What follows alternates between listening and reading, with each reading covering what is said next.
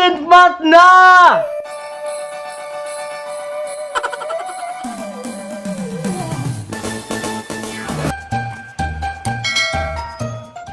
Adlaw na to din ang tanan mga amigog mga amiga. So karong adlaw na napud tay pagahisgutan nga grabe kay ni siya ka-relevant sa panahon karon. Kay kibalo naman ta nga karong panahon na mao ni ang tig-release sa ato ang 13th month. So kibalo na jud ko nga daghan na kay mo ginahuna kung unsa inyong paliton para karong Christmas, di ba? Para nasud mo mag-gift sa inyong kaugalingon ba?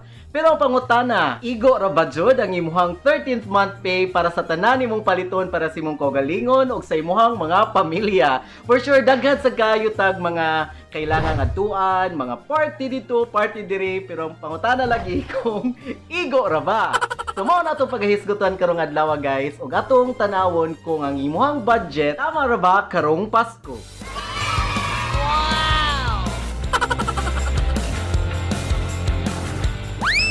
Halak ka. But before we start guys, ganahan kay kong magpasalamat ninyong tanan kay naabot na ta og 500 subscribers. So katong mga akong mga amigo or mga amiga nga nagtanaw ni nga video karon ay namog pagtumpik-tumpik pa din ha. Please click on that subscribe button and hit that notification bell para sa ma-update mo sa tanan mga videos nako nga i-upload diri sa YouTube. So aniya na, hatag na ta mo og mga problema sa ato ang 13th month pay. Kay bala ba mo guys, after sa gym na ko, no, kay naraman sa Gold's Gym dito sa Ayala, nadyo kay perming magian dito nga shop ba, nga na dito nga kuang ganahan kayo nga sapatos. So mao ni siya kung ganahan kayo nga sapatos, and mao ni siya nga kuang paliton karong Pasko. Para na siya sa kong kagalingon other than sa birthday nga present no nga akong ginahuna for myself. And speaking of birthday, so ako sa dahil i-greet ang akong mama nga si Cecilia Bagares. Kay birthday niya gahapon and today, celebrate niya sa iyang birthday karon. O kung tayo lang birthday nga nagpa-shoutout po din siya nako si Chico Angelo Laplana. So usa siya sa akong mga subscribers. So happy birthday to you and I wish you all the best. I wish you good health and may tanan mo mga wish will all come true. So mao na lagi to guys na ako'y kanang ganahan kayo nga sapatos ito sa Ayala no, and naghinam-hinam na jud taon ko og palit ato niya, pero ang pangutana kung mapalit pa jud to nako siya karon. So di na ko isulti jud kung pila akong madawat sa 30th month, di ba? Kay murag hambugiro ra pud kayo taana. Pero ang mga regular nga mga nadawat nga 13th month pay sa mga liyado karon, let's say 20,000 pesos ang ilang madawat nga 13th month karong panahona. So katuday sapatos nga akong nakit-an kay murag nato siya sa 5,995. Yes, bro, 5,995 siguro to siya nga sapatos, pero nindot jud kayo to siya no. So ato na siyang i-deduct sa atong 20,000 pesos. So mahog na lang na siya nga pila man 14,000 na lang nahibilin sa ako ang 13th month pay.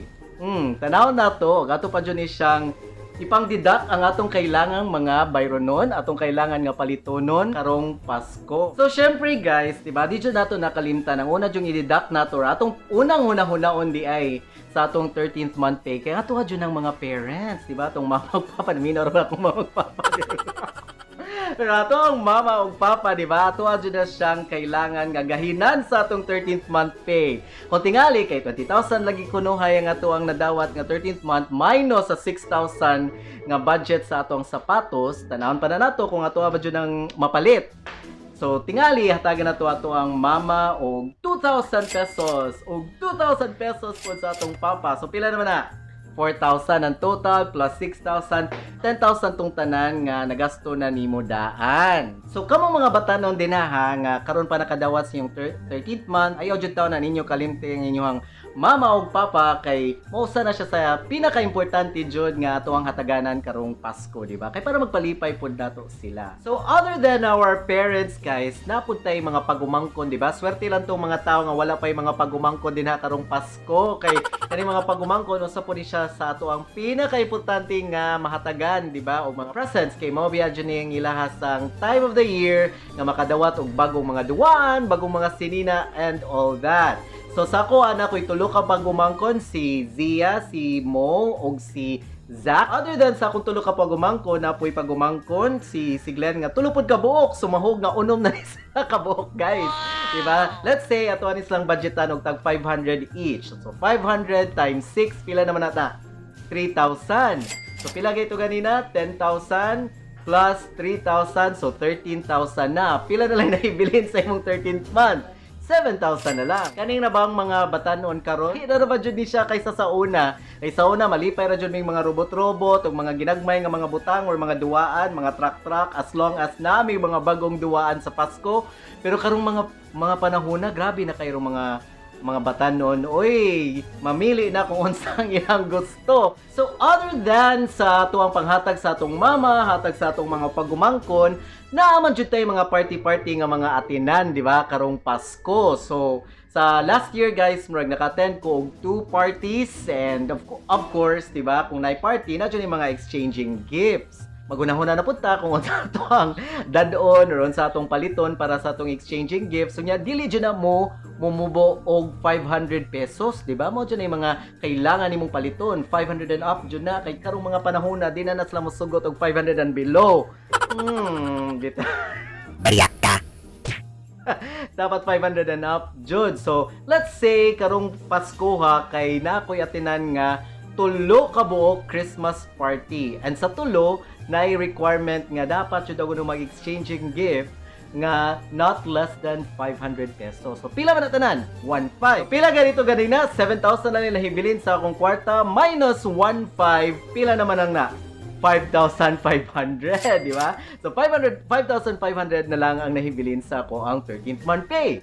Og speaking of Christmas party guys, di ba? Or mga party-party nga to ang atinan. Di dyan na nato makalimtan ang pagpalit po ng mga bagong outfits, di ba? Kay Pasko good. Dapat yun ang bago dyan nato mga outfits nga pang sulubon sa mga party. So, ato lang kwintahon nga tag 500 ang imong paliton o pwede naman sa siguro ka mag-mix and match sa imong mga outfits din ha. Pero let's say kay mahal-mahal naman sa mga outfits karon guys. So ato lang budgetan na siya og 1,500. So 5,500 minus 1,500 pila na lang ang nahibilin sa ato ang kwarta. 3,500 na lang. Naka-action na tagkabalaka no kay 3,500 na lang nahibilin sa atong kwarta. So abi na ko mapalit na ko tong beta naman ba na ko napamandong ko isweldo plus nga na. Pero guys, murag napakoy na hunahunaan nga palitono no or bayronon or hataganan karong Pasko. Ay kani po laging mga parente nato kay nagtuog nakaigit ang kwarta. Bariyak ka.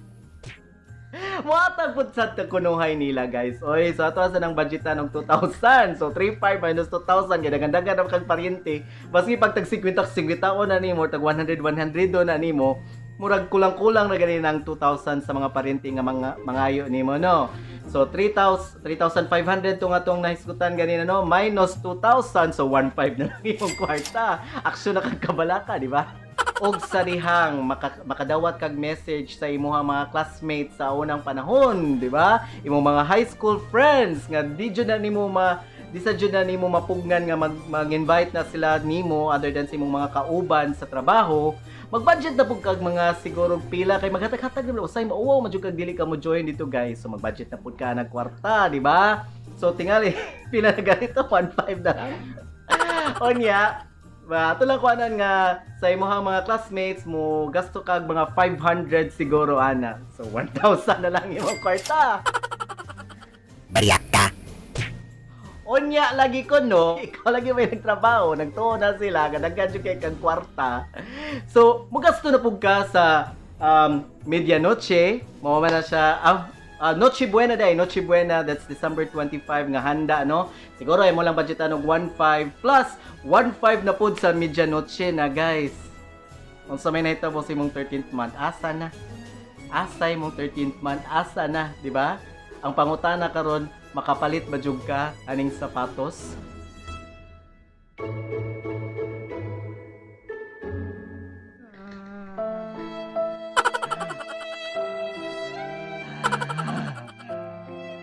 Akin ka na lang, kilim.